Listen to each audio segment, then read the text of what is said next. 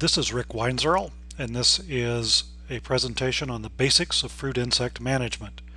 It's a portion of our Beginning Farmer and Rancher Development Program project called Preparing a New Generation of Illinois Fruit and Vegetable Farmers. Keep in mind that this presentation accompanies other discussions on pesticides, OMRI-approved pesticides, and integrated pest management, and there are parallel presentations on vegetable insect management, weed, disease, and wildlife management. Today's presentation describes key insect pests and related pests for fruit crops and explains approaches to their management so that you can make decisions for effective pest management. Let's start with the common pests of apples and talk about the direct and indirect pests that are most important. Direct pests feed on the portion of the crop that we want to harvest, so in this case the apple fruit itself.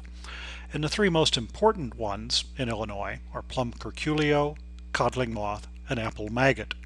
And you can read the names of others that occur fairly commonly as well. The indirect pests feed on supporting tissues, so roots, stems, and leaves. San Jose scale is among the most important, and in fact it can feed on fruit as well. And again, you'll see the names of several other insects and an insect-related organism, European red mite, and two-spotted spider mite too for that matter, that are also frequent indirect pests of fruits. In peaches, the most common direct pests that cause the most damage are plum curculio, oriental fruit moth, stink bugs, and plant bugs. And the indirect pests that commonly cause severe problems are peachtree borer and lesser peachtree borer.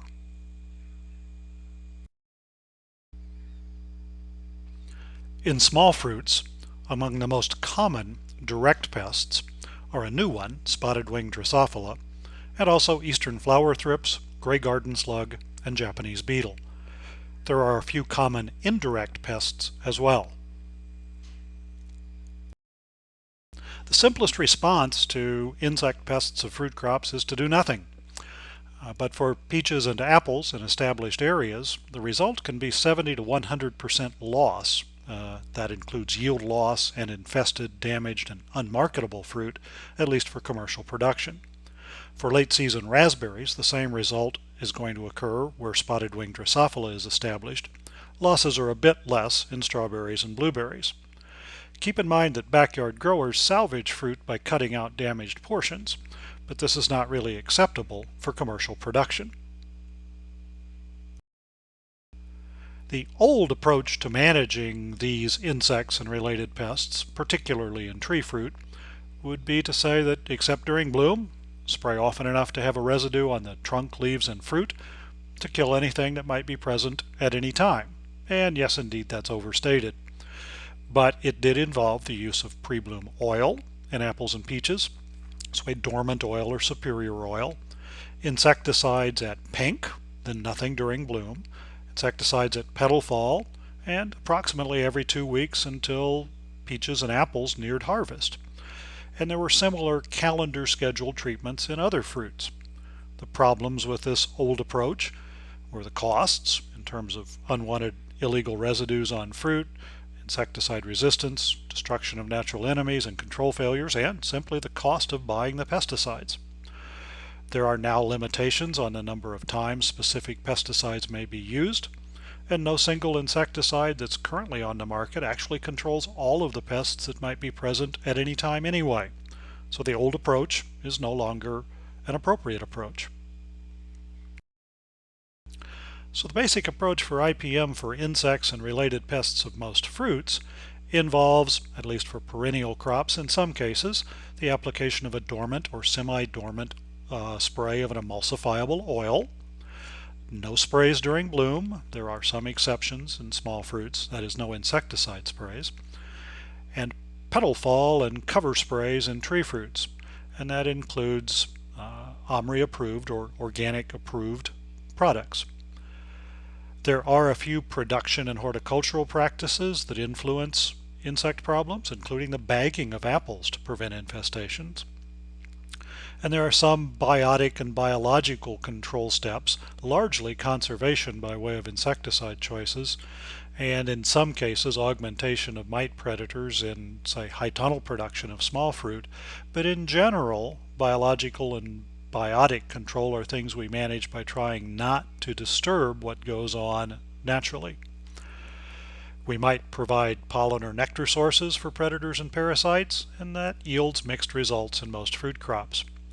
The key thing is that sprays are based on scouting and monitoring, and that alone is a big step that's different from the old approach of spraying on a schedule at all times.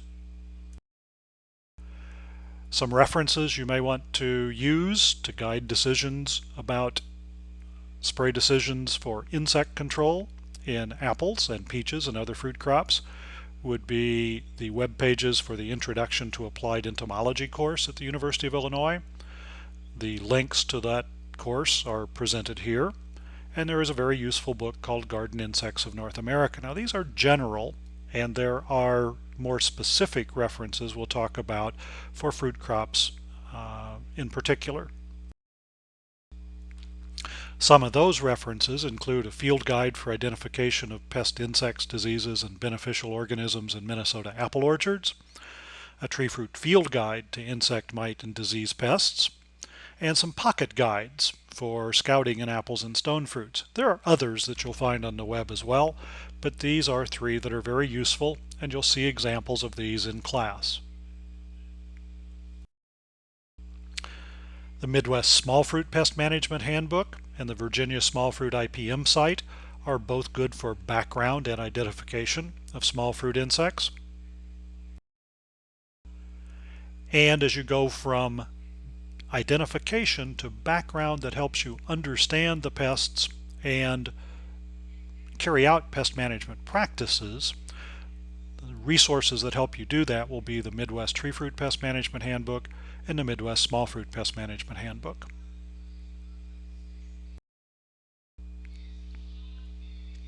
We stress monitoring insect and mite infestations in tree fruits and small fruits. The tools you need to do that include a hand lens, a small magnifying lens, not a large magnifying glass, a beating tray or other flat surface that you can hold underneath branches or twigs so that you can tap the twigs and see what falls onto it, and pheromone traps. The guidelines for how to use these are numerous. I'd probably start with the Apple IPM and Peach IPM pocket guides that were listed in a previous slide. And Great Lakes IPM in Michigan is a great source of pretty much all of the equipment that you would use for monitoring insects in tree fruits and small fruits.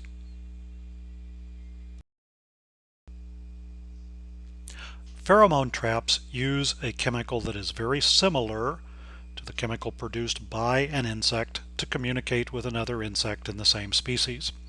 Typically we use mating pheromones, the pheromones that female moths produce to attract a male. We put lures that contain those pheromones or a synthetic version of them into a trap, catch moths, and plan control practices accordingly. There's a set of guidelines for how to use pheromone traps in fruit crops in a recent issue of the Illinois Fruit and Vegetable News, and the link to that issue is provided here. In most cases you'll use a white trap, sometimes orange, and for apple maggot a red sphere that's not actually a pheromone trap at all. A large delta trap, just a triangular trap that you see pictured here, and you use a different lure for each species that you monitor. You don't combine them in a single trap, but instead put a lure for one species in one trap and separate it by several feet from other traps. And you use a few traps for each species. Again, the guidance for that is in the newsletter article cited here.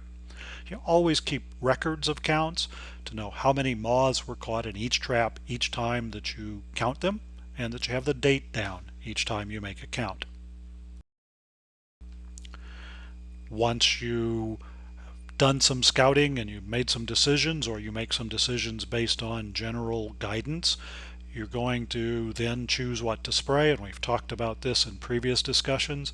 The Midwest Tree Fruit Spray Guide is revised annually and provides guidance on spray decisions.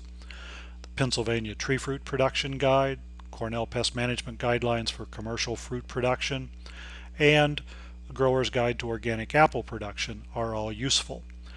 If you are growing in the backyard and not selling fruit, the best reference is the Pest Management Guide for the Home Landscape, and links to all of these or where to order them are presented in this slide. Spray guides for small fruit include the Midwest Small Fruit and Grape Spray Guide and the Cornell Organic Production Guides for blueberries, grapes, and strawberries. So, for apples and peaches, what is a good integrated pest management program with insects and mites as the primary targets of control? The first step is the application of superior oil or dormant oil for Zanosea scale, European red mite eggs, and rosy apple aphid eggs in apples between green tip and bloom. Usually an insecticide that is effective against plum curculio and sometimes stink bugs and plant bugs in peaches is applied at petal fall, and then additional sprays or the use of mating disruption are employed as indicated by traps and by scouting instead of by the calendar alone. In apples, the pre-bloom oil application goes on, and the same thing in peaches, between green tip and pink. Green tip is the initial show of foliage in the spring. Pink is just before the blossoms open. And these oil applications suffocate insect stages that are coated with the spray. So the dormant oil or superior oil is mixed at 2% by volume, meaning 2 gallons and 100 gallons in the spray tank. And that concentration is decreased to half to 1% by volume by pink, because in fact the oil will cause a little bit of leaf damage. It's perfectly appropriate at this stage, but the concentration is reduced as we approach bloom. This controls Zanosea scale, it suffocates rosy apple aphid eggs, and it suffocates red mite eggs. If in fact a grower can get 2 applications of dormant oil on during this period between green tip and bloom, that improves control, and it's a good step where these pests have been problems in previous years. Dormant oil applied at this time is not harmful to beneficials. There are no resistance or cross-resistance or resistance management issues, and in fact superior oils, most of them, are approved for use in organic production. So this is very much a standard practice in tree fruit production. And the bottom of the slide shows some additional insecticides that might be added under special circumstances. We'll not talk about that today, but do understand these additives are options, or these additional insecticides are options. At bloom, there's no insecticide spray. We don't use insecticides during bloom in order to prevent poisoning of pollinators.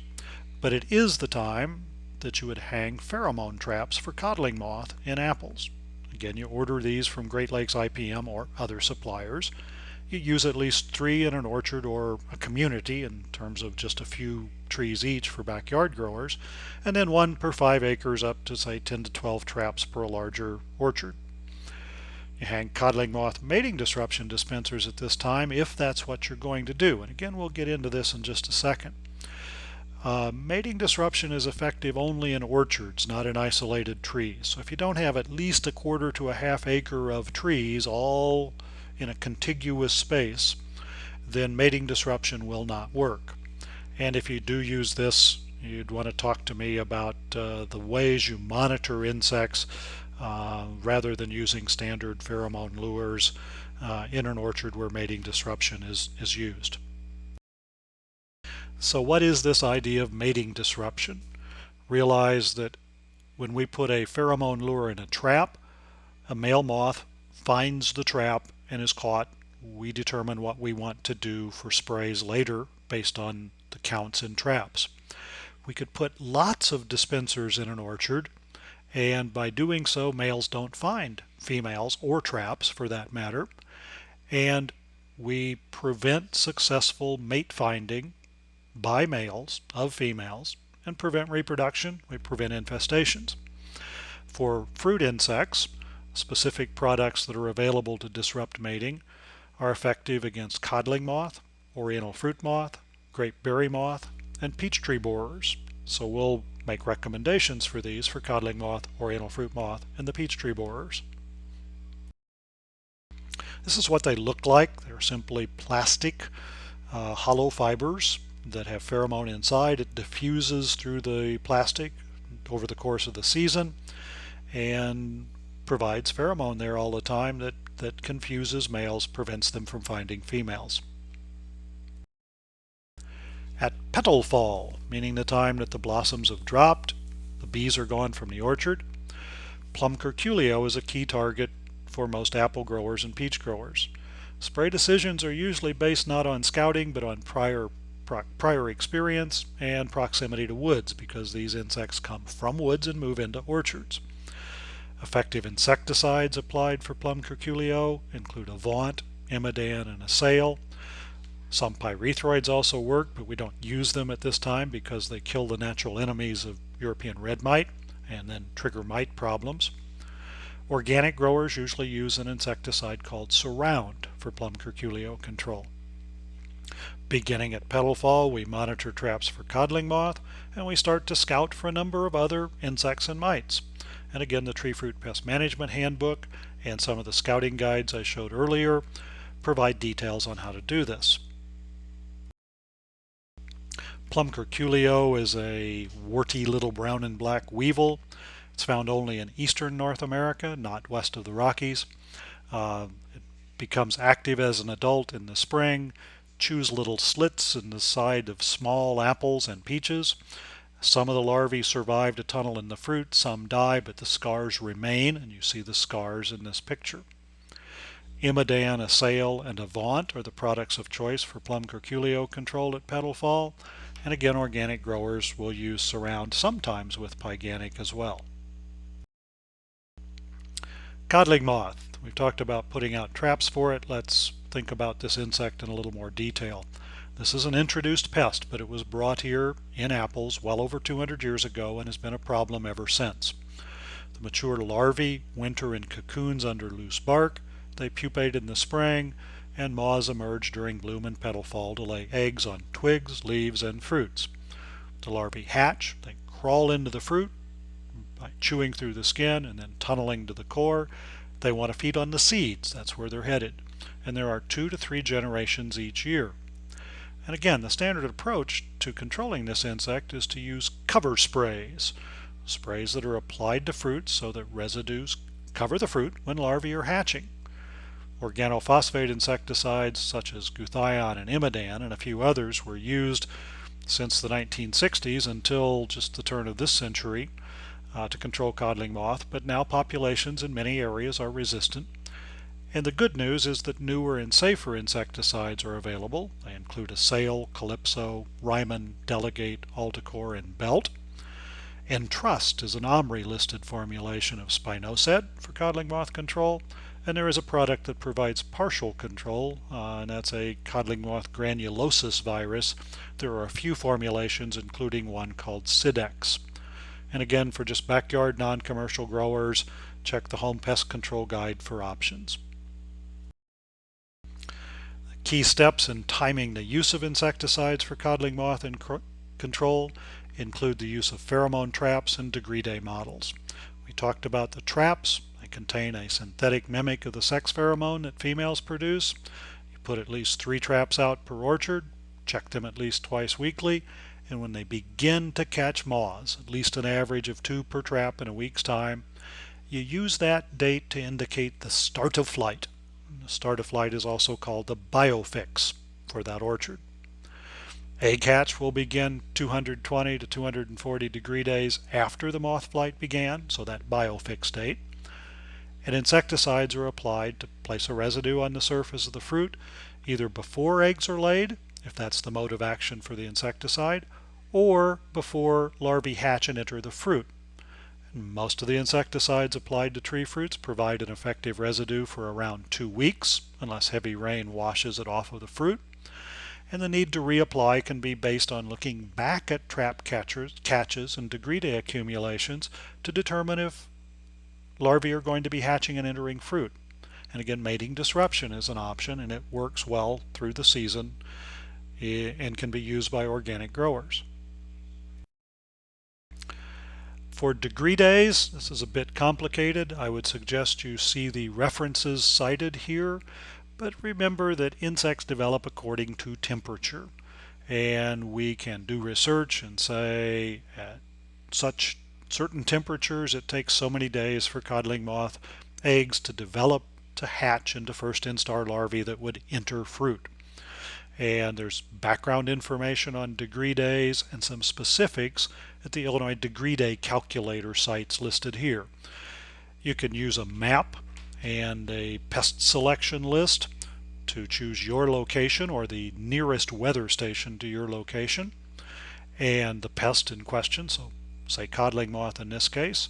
You click on the location and the pest, say calculate, you provide the biofix date, the date when moths were first captured, and you can get an idea of degree day accumulations for that insect for the rest of the summer. The Illinois Fruit and Vegetable News often provides some updates on where we stand for codling moth degree day accumulation. So you'll be able to see a list of degree day accumulations for various locations in the state, and you can look at the degree day accumulations and a reference that tells you about codling moth development to see where we are in the development of the first, the second, or the third generation, and sort of have an idea of what is still to come in your orchard. Another direct pest that's probably most important as an indirect pest is San Jose scale. It is a direct pest because it does damage fruit. You see the scales surrounded by a ring of anthocyanin on apples. You see that in the picture in the slide. But they also will become so numerous on twigs and small branches that they girdle the branches with their feeding, and it kills branches and in fact can kill trees. San Jose scale has been an increasing problem in many orchards in recent years, and it's probably a function of two things: a long-term population cycle, and secondly the fact that there are certain insecticides we don't use after bloom anymore, and they used to be very effective for San Jose scale control, but they are no longer considered to be products that are safe enough for us to use. So you really need to be good about using that superior oil before bloom to get as good a scale control as possible. Remember, what happens here is that immature male and female scales, the insects under the cover, are overwintering under this hard scale cover. The males emerge in the spring of the year, fly to find females around bloom. The females give birth to live nymphs under the protective cover of the scale, and these nymphs or crawlers become active a few weeks later. They crawl out from under the scale, insert their feeding stylet into a twig or a fruit later in the year, and they don't move again. They start to secrete a cover over their body, and that protects them from many things. Crawler activity begins 4 to 6 weeks after bloom. You can monitor crawlers by wrapping sticky black tape with the sticky side out around twigs where problems were noticed on fruit the previous year, and then you can use insecticides accordingly when the crawlers become active. There are several insecticides that provide moderate to very effective control of scales, but they are very specialized in most cases. Movento, Esteem, and Centaur are products that most orchardists don't have on hand. They have to buy them specifically for scale control. And so it reinforces the idea that good scale control with pre-bloom oil applications is very important. Another insect that's very common in the northern part of the state is apple maggot. Apple maggot is the larval stage of a fly, and you see the fly in this picture. It always has the white dot at the back of the thorax, the dot you see in this picture, and it always has the heavy markings on the wings that you see here. It's found in eastern North America, but not south of I-70 in Illinois. There's just one generation a year. The flies emerge from pupae that wintered in the soil, and you can monitor the timing of flight by using just red sticky coated spheres. You can buy these from Great Lakes IPM. You can use a food-based lure to go with them, or you can use them just as red traps as a visual lure, and when you begin to catch flies, you make spray control decisions accordingly. Apple maggot is very easily controlled with a number of different insecticides. In small plantings of just a few trees, you can put 3 to 5 of these traps in every tree and basically catch so many of the female flies that so few eggs are laid that you don't really have a problem. Obviously, that might be practical on the small scale, but it's not practical for several acres of apples. Let's just remind you of what organic growers can do for insect control in apples. You can use mating disruption against codling moth, a codling moth virus product, and Trust is a soil-derived insecticide that is approved under the OMRI program. It's good against codling moth and provides some degree of control of apple maggot and a few indirect pests. GF20 is an apple maggot bait that has the same ingredient as in Trust. BT products work against leaf rollers but are not at all effective against codling moth. Oils are good against San Jose scale, mites, and aphids. Nemex might provide some control of Japanese beetle. And bagging of fruit with just individual small paper bags excludes things like apple maggot, codling moth, and plum curculio if they're applied soon enough, and can be actually quite practical for just a few trees in a backyard. In peaches, the key concerns included oriental fruit moth in my earlier list. It's one that we also monitor with traps, just as we do codling moth. We can control it with a number of insecticides. However, the pyrethroids do not work in at least a portion of the state where resistance has developed. Alticor, Belt, Assail, Delegate, Ryman, Imidan are all effective and considered to be, for all except Imidan, reduced risk insecticides that have much better safety profiles for mammals, including humans. And mating disruption is very effective for oriental fruit moth control. Stink bugs and plant bugs disfigure fruit where they stick their beak or feeding stylet into the fruit. It kills cells and the fruit grows abnormally around it. They're usually controlled in most tree fruits and small fruits by sprays of pyrethroids, and there really aren't very many or any effective organic products for stink bug control. There are lots of native species of stink bugs in North America. You see pictures of a couple of them to the left of the text box here in this slide, and the insect in the far lower left is a tarnished plant bug, or a plant bug instead of a stink bug. All do the same kind of damage in apples, peaches, strawberries, and some. There is a new problem pest in North America that's a stink bug. It's called brown marmorated stink bug. It was introduced accidentally from Asia, detected in Pennsylvania in 1998. It's now established as far west as Ohio, Kentucky, and Indiana, and we have detected it in Illinois, but we've not yet seen damage to crops in the field. It overwinters as an adult. It aggregates in large numbers in homes and shelters, somewhat like multicolored Asian lady beetle does, and it will undergo 2 generations per year in Illinois. The reason it's a problem is that it causes severe damage to apples and peaches, several vegetable crops. It has many non-host crops that serve as reservoirs for population buildup, and it's very difficult to control. Even pyrethroids are not particularly effective. And if you're interested in more information about its control, there are links to a couple of different references in this slide. But this is an insect that as new growers you're going to need to know about because it will become a severe pest in Illinois fruit crops. Peachtree borer and lesser peachtree borer are clearwing moths, moths that look a bit like wasps but have large areas without scales on their wings. They lay eggs on the scaffold branches or the base of the trunk in peaches and some related stone fruits. The larvae are caterpillars that tunnel beneath the bark, and they girdle trunks and limbs, and they reduce the life of peach trees and sometimes outright kill trees where they infest the lower trunk. Lesser peachtree borer is one that historically we monitor by hanging pheromone traps in late April in the peach production portions of the state. And when we catch moths, we begin to make spray decisions. Where damage has been severe in the past, growers will use 2 sprays per year, and these are trunk and lower scaffold branch sprays. They make the first application 7 to 10 days after flight begins in the spring, and a second application when flights peak again in August or early September, usually after harvest is complete. In fact, it has to be after harvest is complete. Growers spray trunks and scaffold branches to runoff, but you don't apply products for this insect directly to fruit.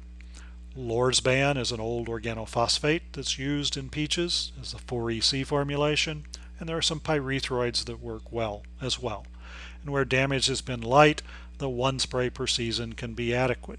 This is for lesser peachtree borer. You can look up this insect at scaffold branches.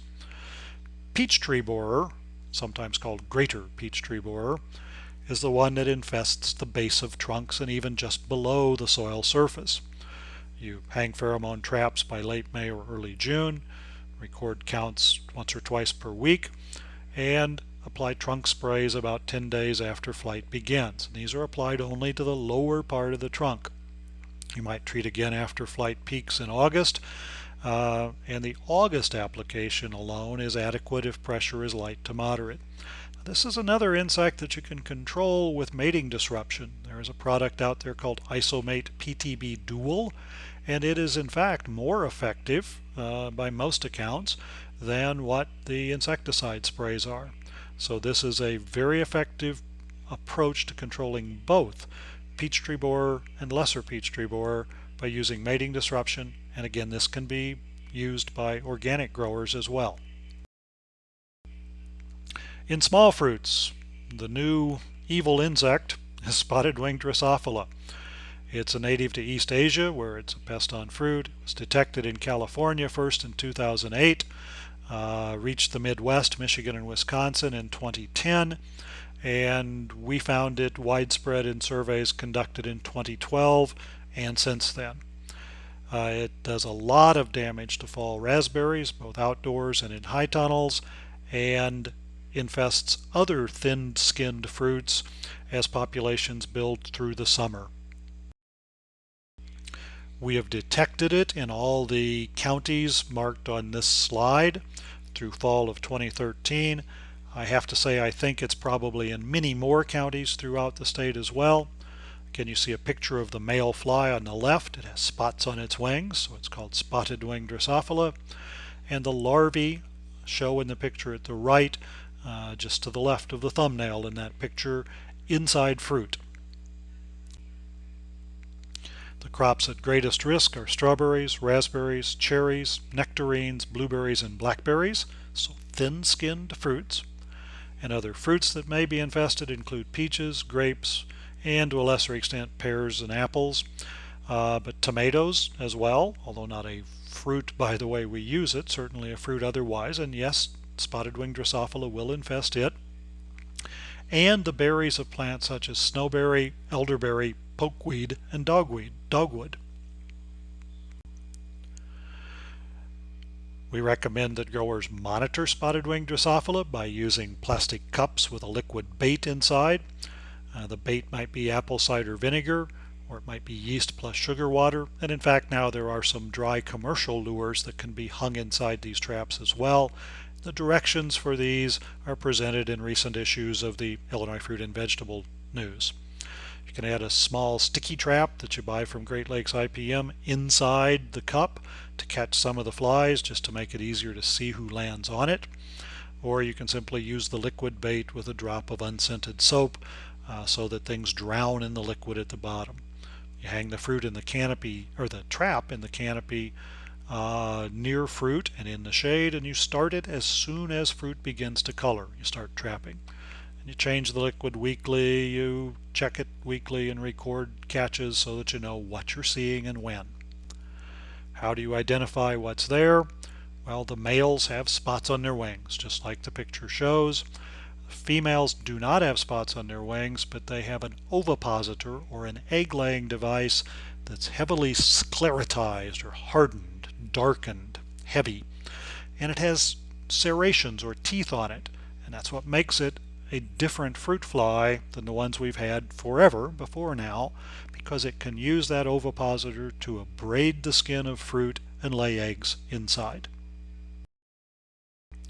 There are several insecticides labeled for use on susceptible crops, be they brambles or strawberries or blueberries or peaches. In all cases, those insecticides have required pre-harvest intervals, the number of days that must elapse between treatment and harvest. And in some cases, there are products out there that can be used to just one day before harvest. Those are products that have very low toxicity to consumers, and that's why they have the short pre-harvest intervals that they do. But you can see what products are effective and what the pre-harvest intervals are for several crops. This is a really important insect, folks. You really need to learn about it and plan to control it if you grow these crops. In strawberries, there's a creature called eastern flower thrips that shows up sporadically in the spring. You see a picture of one with lots of magnification in the upper left. But you see the same thing on a blossom in strawberries next to the anthers, so you see its size. It's a very small insect. And the damage it causes to strawberries is this poor sizing and ripening and a failure to develop good flavor. Eastern flower thrips do not winter here, at least outside of greenhouses, but they migrate in each year. They migrate on spring winds and storm fronts from the south. They may come in at about the same time as potato leafhopper does each year. We'll cover that insect in association with vegetables. The timing and magnitude of each spring's introductions determine the severity of injury to strawberries. Several generations will develop then throughout the summer after they're introduced, and hot, dry conditions favor the greatest population increases. But the real issue is this timing of spring migration and the damage they cause to strawberries. Again, it may sound a little unusual, but a number of insects do migrate long distances on weather fronts. Black cutworm, potato leafhopper, eastern flower thrips, corn earworm, corn leaf aphid, beet leafhopper, aster leafhopper, and several others migrate on storm fronts. So even though they don't winter successfully here, they do reach us, and the timing and the magnitude of those migrations determine how severe problems they cause. Thrips injury in strawberries is seedy berries that don't size or color. They're tough, they're brown, they don't taste good. This insect was reported as a pest in strawberries in the early 1900s and then really not noted in Illinois records until the 1990s. And since then it's been a sporadic but frequent pest in several years. There is a threshold or a number above which it's probably worth applying an insecticide to control them, and that's estimated at 2 to 10 thrips per blossom. It's a little vague, but at least it is some guidance. If you find 1 on 50 blossoms, don't spray. If you find 2 per blossom, yeah, you probably might spray. An injury can occur beginning during bloom or all the way up through the time that berries are about dime-sized. So 2 to 10 thrips per blossom or small berry. You sample 10 blossoms per site, 10 or more sites per variety, and each variety separately. And these are just sort of best guess guidelines from entomologists around the region. You sample different varieties separately as soon as the first blossoms open, and a good way to do this is just shake blossoms into a white cup or a white bowl or a Ziploc sandwich bag. And some people say, but they move around so much they're hard to see. Well, you can add 2 drops of nail polish remover, which is ethyl acetate, into the bag to kill them, but once you do that, obviously they don't move, right? And sometimes seeing the wiggling movement is what helps you identify this little tiny yellow-brown insect. Thrips control recommendations include Entrust, which is used by organic growers. Spintor you still see in recommendations. It's now sold under some different trade names, so look in the spray guides, you'll pick that up. Radiant. All of those are specifically labeled for thrips control on strawberries. Some other products are also registered, and you really have to pay attention to the pre-harvest intervals. After all the berries you intend to harvest have reached dime size, there's no reason to control thrips.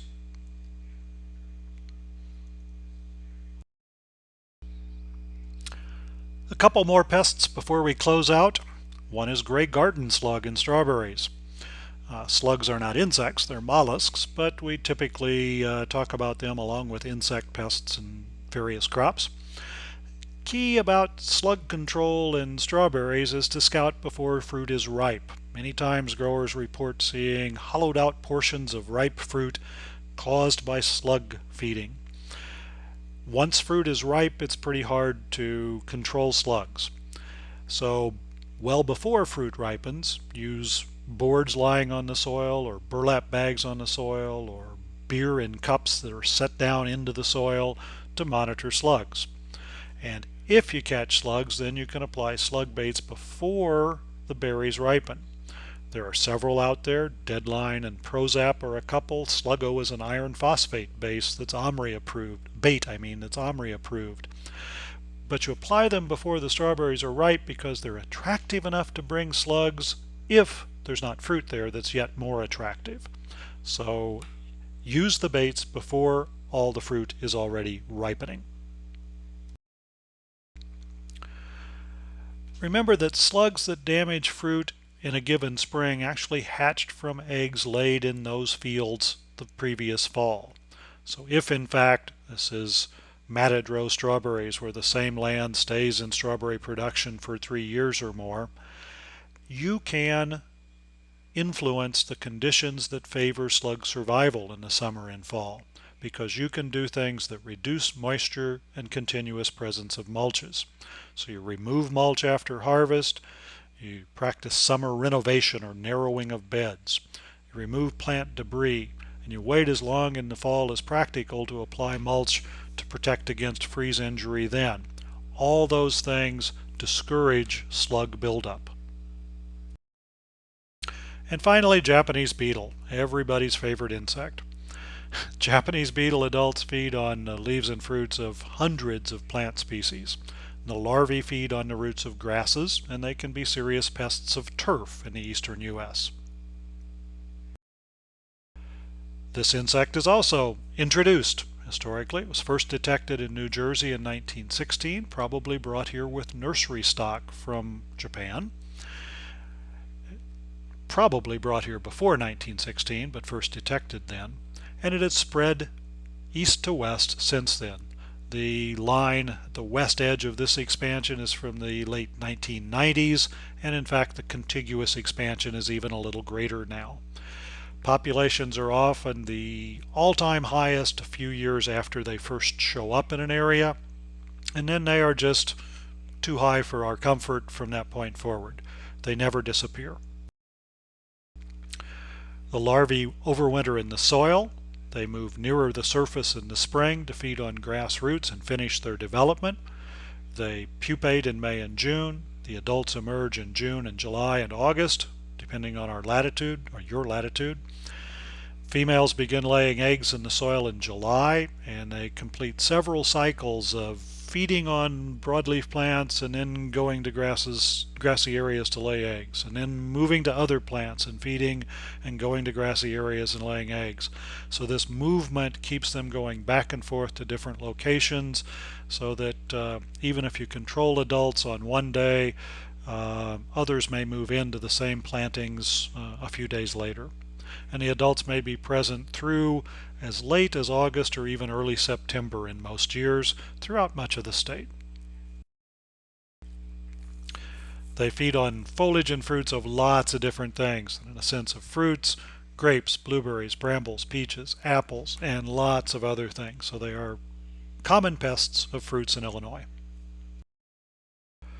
There are traps out there for Japanese beetles, and we strongly recommend against your using them. They contain a combination of a sex attractant and a food-based odor to draw beetles to the traps. They do catch a lot of beetles, but they usually leave a lot more beetles hovering around in the vicinity of the trap, and they will continue to damage trees and shrubs and other plants around that trap. Real simply, there are just too many beetles when Japanese beetle infestations are heavy to trap out. So although these are widely advertised, they are widely ineffective. There are several insecticides sold for Japanese beetle control, depending on the fruit crop: Sevin, Imidan, Danitol.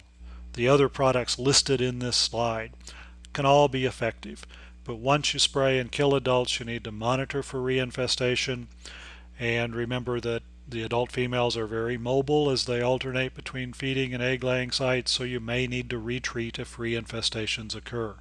And be sure to follow precautions about protecting bees and about pre-harvest intervals in crops that might be fruiting at the same time as you're controlling Japanese beetles. Finally, just a few comments on insecticides. As small growers, you'll often choose a small number of insecticides to try to cover as many different problems as you can. Overall, there are some general use broad-spectrum insecticides that include Superior Oil, Sevin, and Imidan. Pyrethroids are not usually going to be general use products. They are usually restricted use products, but they are quite useful for fruit and vegetable growers. For codling moth and oriental fruit moth control in apples and peaches, Assail and Delegate would probably be good choices if you have a fair amount of acreage or even just a fair number of trees. And for stink bugs, the pyrethroids are clearly the best. Remember, if they are restricted use, they require a pesticide applicator's license, in your case a private applicator's license. And Mustang Max, Danitol, and Warrior are quite commonly used in fruit crops. You probably will need a miticide in some cases, and the one that's widely labeled is acromite. You might also use a 0.5% summer oil, and the 0.5% means by volume, so 1/2 gallon in 100 gallons of spray tank water. For backyard growers, remember, if a product says not for commercial use, it's actually not to be applied to a crop that is then sold at the farmer's market or at a farm market. So you do have to move to commercial products to be legal. Superior Oil, Sevin or Carbaryl, Malathion are quite commonly used general use products. For stink bugs, there is a pyrethroid that can be used by homeowners. It is permethrin, sold as Bonide 8, but again it says not for commercial use. And for codling moth, for homeowners, Conserve is one formulation of spinosad that's out there. Gardens Alive sells another one called Bullseye Bioinsecticide. It's still spinosad. Bonide sells Captain Jack's Dead Bug Brew. So obviously when we go to the homeowner market, we've got lots of cooler names for all these products. Homeowners can also buy a multi-purpose fruit spray that contains malathion and carbaryl, but also Captan as a fungicide. And some of the organic products I'll list next are also available for homeowners. Remember, if it says not for commercial use, you're not supposed to sell treated fruits or vegetables. For organic growers, the Omri insecticides that Grant McCarty talked about in an earlier discussion include mating disruption products, codling moth virus for codling moth control, and Trust, GF20, BT, oils, Nemex, bagging. Mycotrol is a product that's out there, and some other similar fungal insecticides.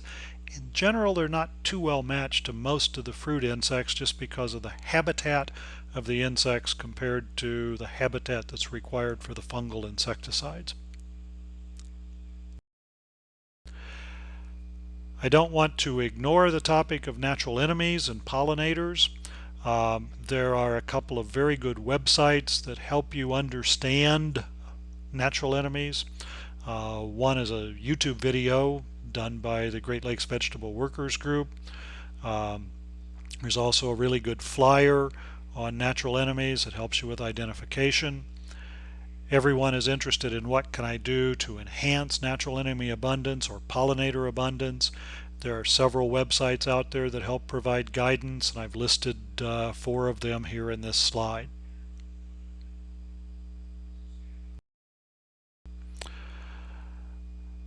And as always, I would remind you to use the newsletters that provide up-to-date information for the crops that you grow. The Illinois Fruit and Vegetable News, Purdue's Facts for Fancy Fruit, Penn State's Fruit Times, Rutgers Plant and Pest Advisory, and Cornell's Scaffolds newsletter for apple producers or apple problems. All of those are excellent, and you'd be wise to read them regularly. That's it for what I have for the presentation, and we'll talk about your questions and concerns when classes meet this month. If you do need to contact me, my email address is here. Please do. Thank you.